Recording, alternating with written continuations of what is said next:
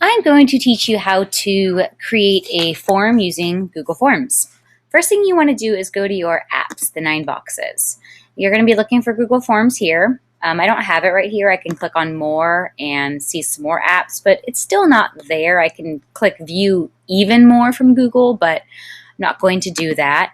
I can go over to the apps that's on my bookmark bar also and look for it there. It is actually here, right here. But if for some reason you're not finding it in your apps, which happens, you can even just type it in Google. Type in Google Forms and search, and it should be that first result. So you can access your Google Forms that way.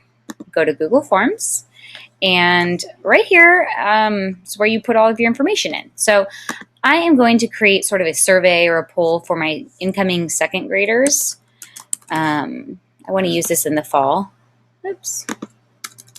So I'm going to add a title up at the top left-hand corner, and I'm going to title this All About Me. All right, so I'm going to use a variety of questions in the survey, in the form, but the first one you always want to include is, what is your name? And you want to include this because with Google Forms, it takes all of the data and it exports it into a spreadsheet in your Drive, which is great, but it doesn't record the students' names. So you always want to make sure that the first question is, what is your name? Now, for the students to respond, I want them to be able to have a text so they can write their own name in right there. All right, so I'm going to add another item. I want to know what my students' ages are. So, what is your age? This is going to be a multiple choice question because I teach second grade, so they are all either going to be 6 years old, 7 years old, or 8 years old. Let's add another item. I want to find out what is their favorite subject. So for this one, I'm also going to have this be a text answer. However, I want to give them some help text. You've probably seen this in the other ones. Help text just gives a little bit of extra information below the question. So I want to write some subjects in here to give students ideas of what they can write and to help them with their spelling. So we've got reading, science, social studies, technology, writing, and math is what I'll put. All right, I'm going to add another item. And for this last item, I want to use the checkboxes. So the checkboxes allows students to choose as many answers as they would like. So this will be a little more free. What I'd like to ask is, what are some things that you are good at? What are some things that you do well?